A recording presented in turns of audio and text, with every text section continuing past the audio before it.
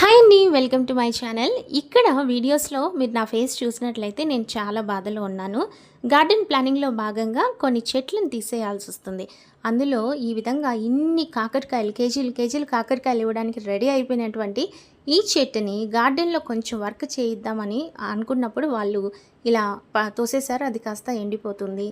అదే కాకుండా గార్డెన్ క్లీనింగ్లో భాగంగా చాలా చెట్లు వెళ్ళిపోతున్నాయి అన్నమాట. అందువల్ల నేను కొంచెం బాధలో ఉన్నాను.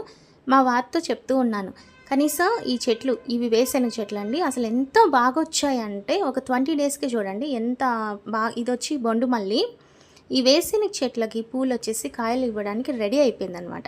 ఇక దాన్ని తీయడం ఇష్టం లేక ఉంచేద్దామని నేను, మా వారు లేదు గార్డెన్ ప్లాన్ చెడిపోతుందని. ఫైనలీ గార్డెన్ ప్లాన్ మా వారిదే. అలాంటప్పుడు మా వారి మాట వినాలి కదా, సో అడ్జస్ట్ అయిపోయాను అనమాట. మరి ఫుల్ వీడియో మీకు తెలియాలంటే తప్పకుండా త్వరలో రాబోతుంది. గార్డెన్ క్లీనింగ్ నుంచి స్టార్ట్ అవుతుందని చూసేసేయండి.